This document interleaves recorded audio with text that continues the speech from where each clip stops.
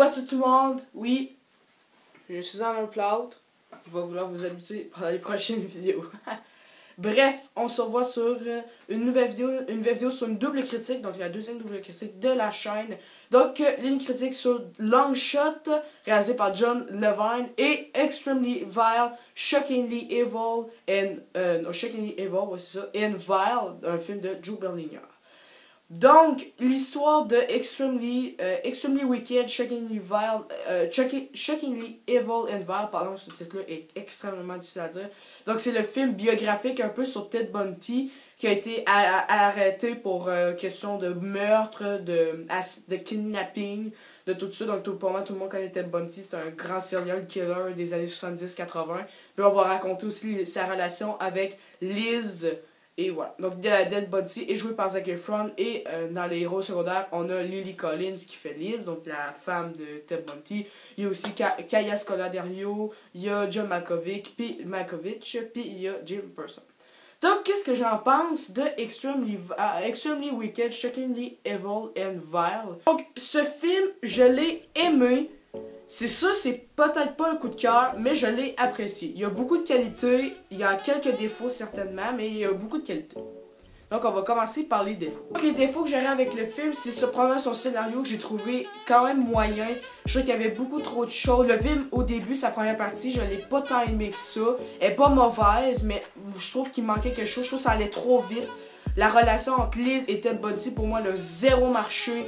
Vraiment, elle passe trop vite. Dans le fond, leur rencontre, sans trop spoiler, ils vont se rencontrer devant un jukebox. Là, Ted Bundy va dire quelle chanson aimerais-tu mettre? Elle va mettre la chanson, ils vont danser, ils vont s'embrasser. Voilà, c'est comme ça qu'ils se connaissent. Première fois. Pif paf. C'est trop rapide, pas assez expliqué. Il y a des personnages secondaires qui servent à rien, notamment le personnage de L.C. Osman.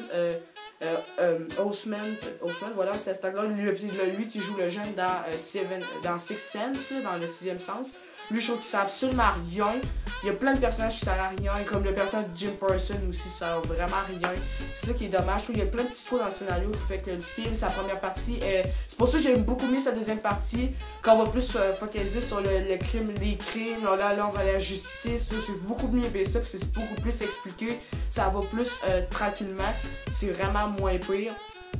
Puis aussi des affaires aussi très ridicules dans le film, donc j'espérais pas pour pas spoiler, mais je trouve que c'est ça. Il y a plein de petits trous dans le scénario qui fait que le film perd un peu de l'intérêt, mais voilà.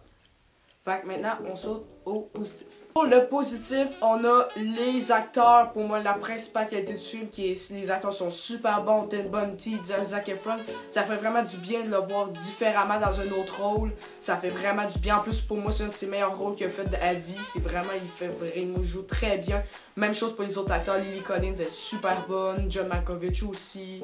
Tous les acteurs, dans le fond, sont super bons. Vraiment, surtout Zac Efron, vraiment adoré sa performance. Tu vois qu'il se force puis qu'il veut devenir vraiment... Il est vraiment comme le vrai Ted Bundy. Il a le charisme d'un gars vraiment super parfait. Tu sais, qui est vraiment genre full gentil avec tout le monde. Mais là, finalement, c'est un vrai monstre. Là. Mais tu sais, qui est vraiment gentil. Genre vraiment, Zac Efron, c'est le parfait acteur pour Ted Bundy. La réal est pas dégueulasse. Je l'ai pas détesté. Oui, il y a des choses, il y a des idées de filmer un peu des fois en found footage que j'ai pas trop aimé ça. Mais il y a vraiment des belles idées aussi, comme il y a vraiment des beaux plans. Donc la réal est correcte. C'est sûr, c'est pas la meilleure que j'ai vue de ma vie, mais ça passe. Donc la réal est pas mauvaise. Et pour le reste du film, ça va. Les décors, l'ambiance du film est très bien réussie. Ma scène préférée du film, c'est à la fin, quand Ted Bundy va dévoiler ses crimes. La manière est tellement bien faite, qu'il va écrire comment il a tué sa première victime sur la buée de la vitre. C'était vraiment une bonne idée. C'est vraiment une scène à glacer le sang, elle est tellement bonne. Et aussi, je trouve qu'il manque, c'est les scènes où est-ce qu'on voit Ted Bundy tuer quelqu'un. Ça, il en manque, parce qu'on va en voir une à la fin. On va en voir une à la fin, même pas au complet, elle va être un peu cotée. Mais je trouve qu'on en voit rarement des scènes de crime avec ça manquait un peu de gore selon moi, peut-être pas trop, mais je trouve que voir vraiment dire que Ted Bundy c'est un monstre, je trouve que c'est vraiment. On développe plus dans le film son côté plus gentil, tout, mais je trouve qu'on développe pas son côté plus méchant, plus monstre un peu. C'est ça que je trouve qu'il manque au film. Shockingly Wicked, non. Oui, Shockingly Wicked, and Vert, voilà, je dirais pas tout le titre. Je vais donner un 8 sur 10 et c'est pas un coup de cœur malheureusement, c'est juste un 8 sur 10. Il y a beaucoup de défauts dans le scénario, c'est ça qui est assez dommage, mais ça reste un très bon film pour moi. J'ai trouvé ça quand même assez intéressant, le film passe très vite, c'est bien rythmé, il y a des très bonnes scènes. Mais c'est sûr, c'est pas le film que je vais retenir le plus hot de l'année. Mais bon, donc ceux qui sont intéressés, c'est sur Netflix en ce moment, c'est sorti le 3 mai dernier, donc et voilà. Maintenant, on saute à Long Shot.